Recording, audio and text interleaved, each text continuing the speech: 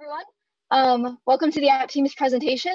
We are very excited to share with you what we have dubbed the Gate Key. It is the guest guide to experiencing Gate. But first, let's meet our team. My name is Caitlin. I am the overall team lead as well as the programming lead. Josiah is our quest designer and story lead, and Mary is our app concept artist.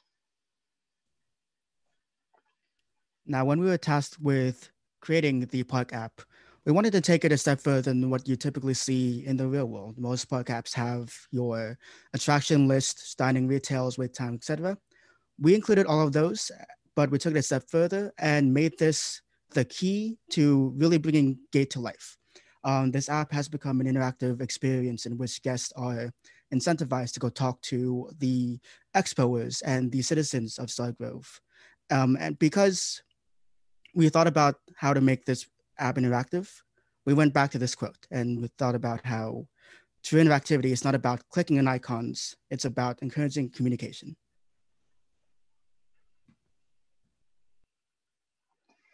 All right, so to get started on the overall app, we're going to walk you through kind of how the app works with various screenshots. And this app was developed using a program called NativeScript. So to start out, when the guests open the app for the first time, they will see this landing page. The landing page was designed to explain to the guests the two sides of the app, the informational side and the quest side. And so first, we're going to start with going through the informational side. When guests click on that information button, they will see this screen with 4 tabs at the bottom. The 4 tabs correspond to the entertainment and attractions, the food locations, the retail locations, and the park map, which was featured on the first slide and we'll get into a little bit more later. As you can see, each of these attractions, locations, food and retail locations will have their own icon, and when it's clicked on, more information about them will come up depending on what kind of opportunity they are. So if it is a ride, it'll come up with their wait times. A show will come up with what times the show is being shown in the park. Food will come up with menu options and the opportunity to make reservations. Retail will come up with merchandise options and the ability to actually make purchases, which we will discuss in a bit. And all of them have this location icon right next to them. So if that location icon is pressed, it will take the guest to the park map and show them where it is in the park. Now, as for the park map, so we actually created an interactive park map using Google Maps API, which Josiah will put the link into the YouTube chat. And so if anyone is interested in playing with it, we are making an interactive app. And so we wanted our presentation to be a little bit interactive as well.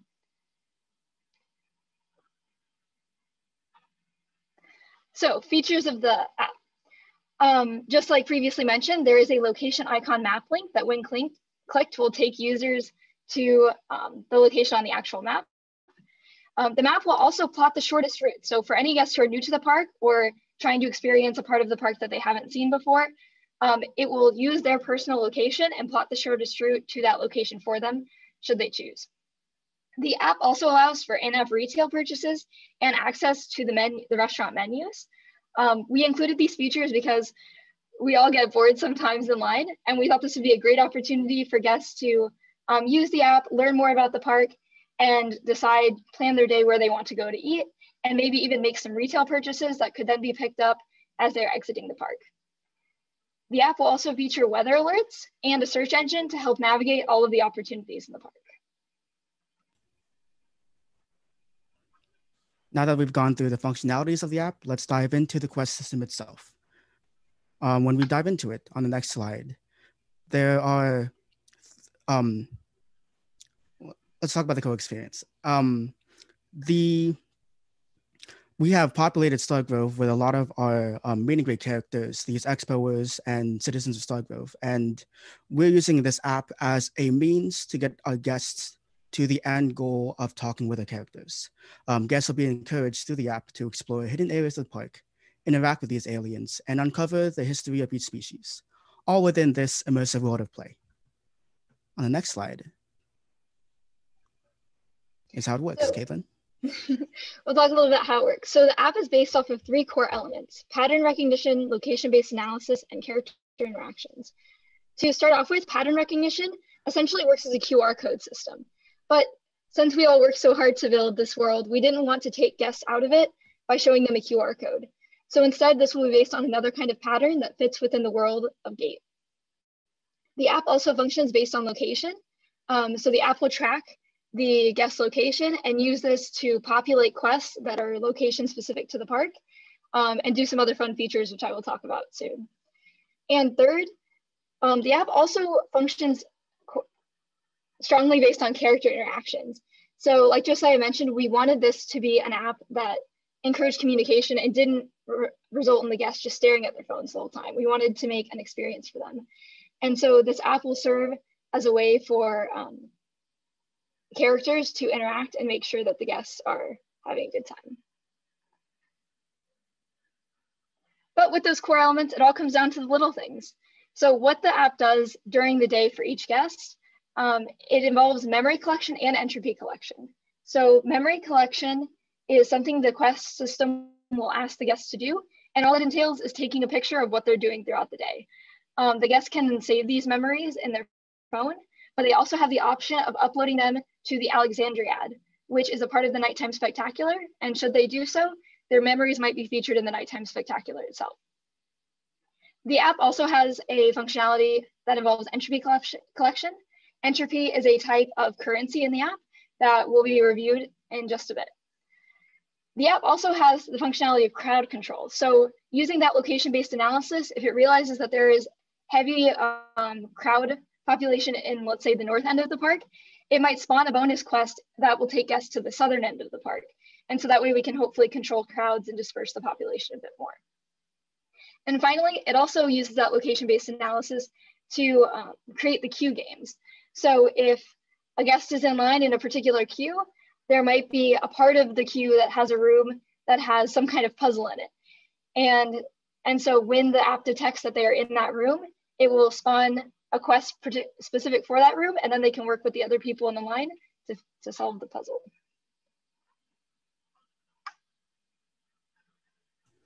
All right, so there are three types of quests.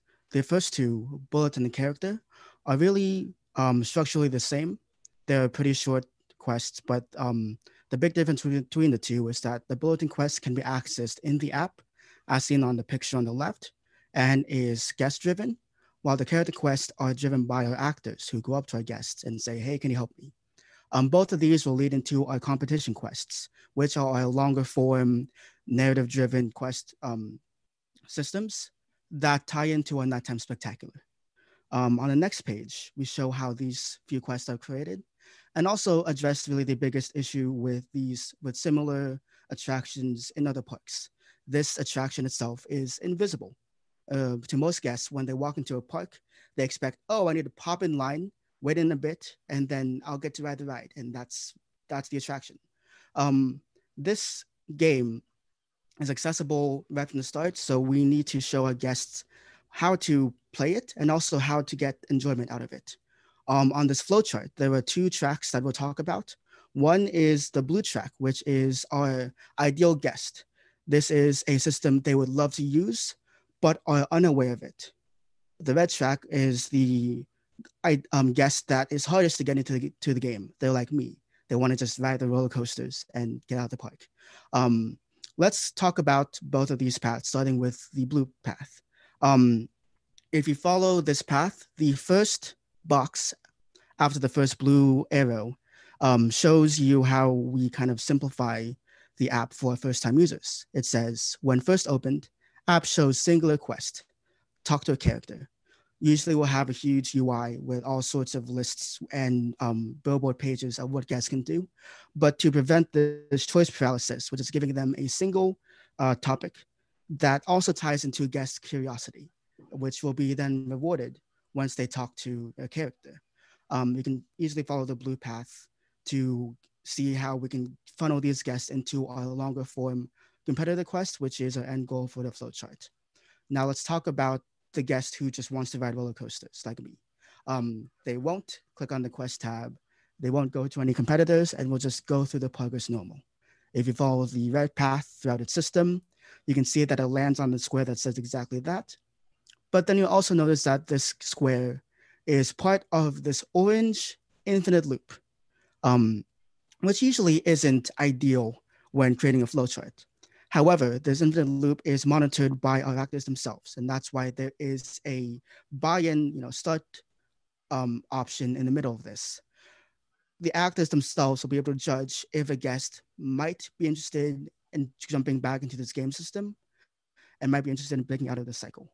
So, for example, if guests are going through the park as normal and are speed walking towards the nearest roller coaster, our aliens would know not to kind of interact with them. But if our guests are going to the park as normal and they're just sitting on a bench, taking in the atmosphere of the area, our aliens would know to walk up to them, interact with them, and bring in that next level of immersion to those guests, which is exactly what they want if they're just taking in the atmosphere. Yeah. So on our next slide, we go into our bulletin and character quests. Now, these are our very short, I call them like cookie quests, where you just walk up to someone, say, hey, can I help? And then a few minutes later, you get a cookie or a reward.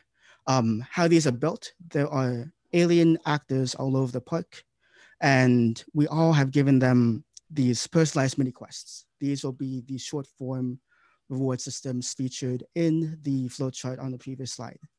However, guests often just want to sit down and talk with our main grid characters. And in order to give them content to talk about, we've given them not history of the park, but more in line of gossip about the other actors in the park. So with their backgrounds and motivations, those we've pointed in such a way that they conflict with each other, causing conflict. And that's really all story is: conflict, tension, conflict, tension. We've also affiliated them with our four competitors, which kind of lead them and help them lead guests into talking with them. This also is another form of conflict if two actors with different affiliations talk to each other. That might spiral out into a scene. And this is the bulk of the quest system. It's less narrative driven. There's no strict plot, but it's a more nuanced story that kind of shows a different way that we can tell stories as a theme park. And we're actually going to give an example of that on our next slide, I believe. We have asked Zochi to pick a character to talk to. So if you will. Yeah, I'd like to talk to Bud. Bud, oh, good choice. He is the cutest out of all three. As you walk through him, you notice that he's just sitting in the sunlight because he's a plant. He needs a chlorophyll. You have to like crouch down and talk to him. He's very cute, looks up at you and he says, can you show me your favorite flower?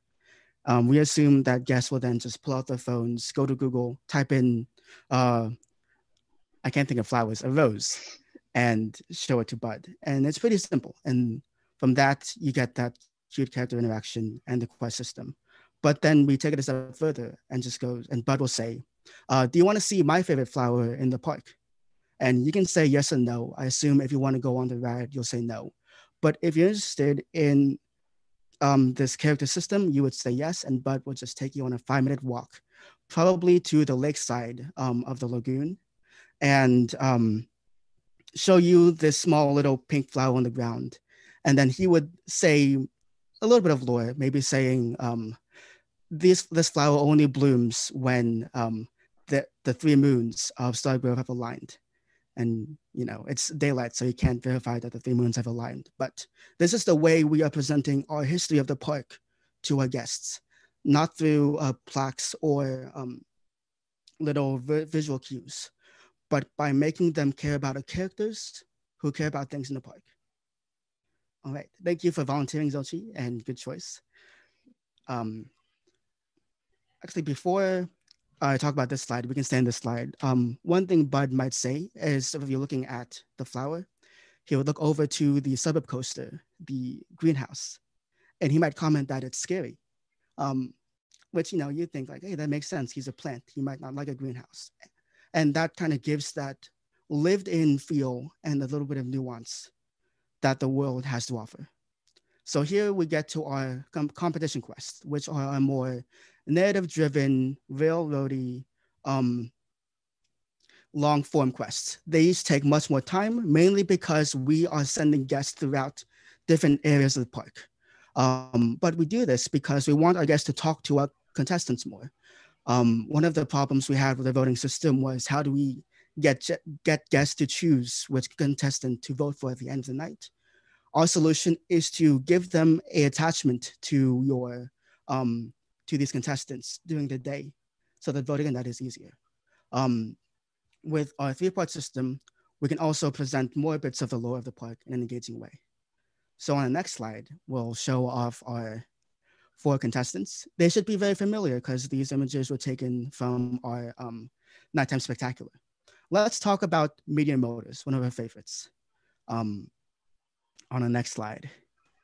It's a pretty simple quest system, but really ties into the park.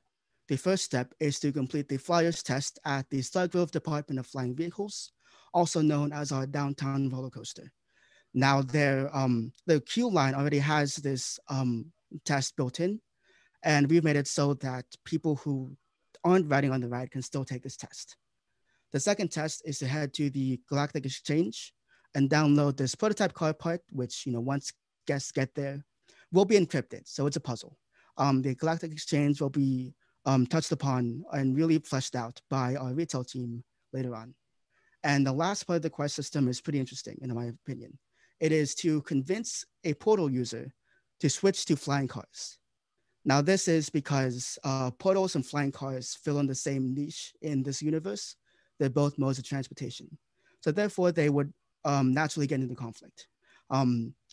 The media motors and the intergalactic time savers are then using these guests as sort of a proxy competition, if you will, to see which one becomes more popular. And through all of these little interactions, bits of tension, you get more of the park out, you get more of the lore out of it. And it's really interesting, and I hope to see it implemented. We've thought a little bit about it on the next slide, and which is another flowchart. I love flowcharts. This slide really shows off the 2 types of mini games, if you will. Parts 1 and parts 2 are app verified, which means that the guests will download a file to their phone, and the app itself will check if it's completed or not. There are many stages on if this is completed or not, and this is where guests can speed run through this game, which is a feature, not a bug.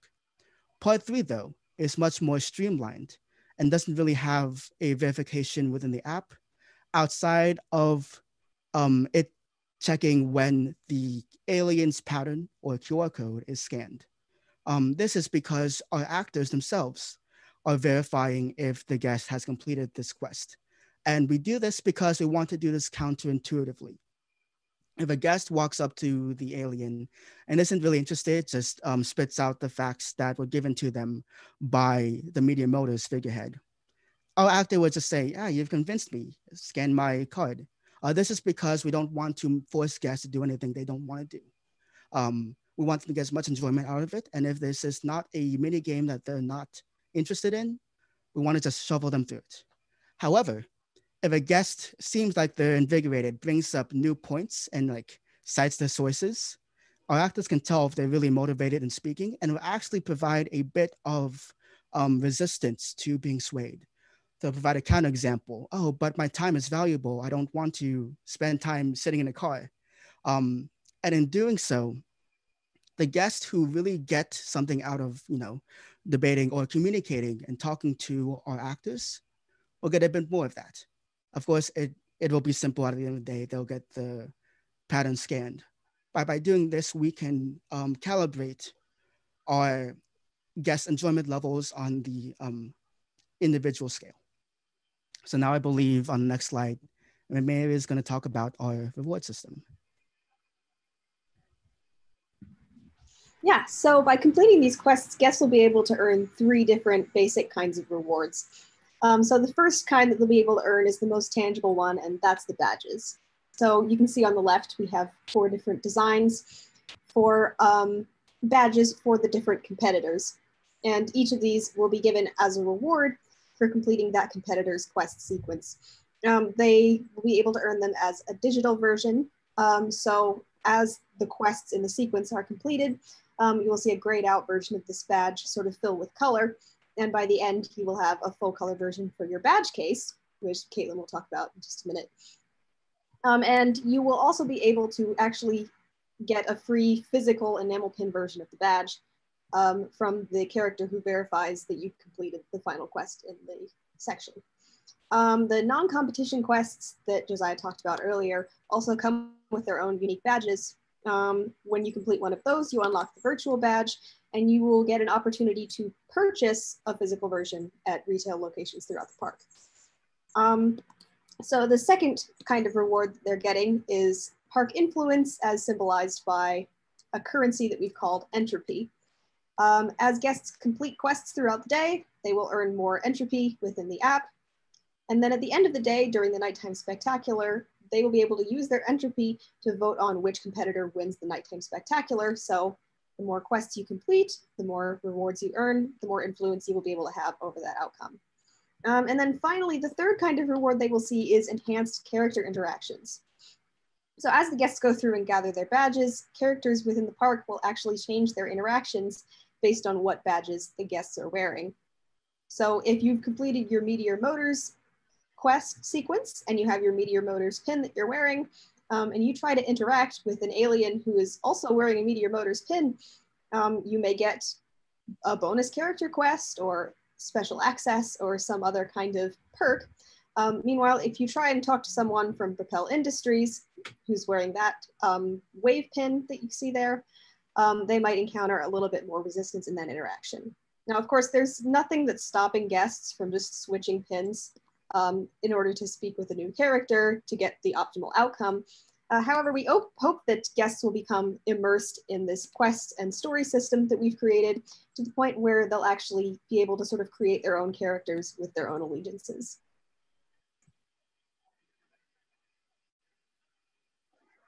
All right, and where all of those rewards end up is the guest inventory. So as you can see on the left, the entropy is collected and kept in the inventory so that guests can always see what their entropy level is. They also might get a meeting room key if they get special access to a particular area of the park.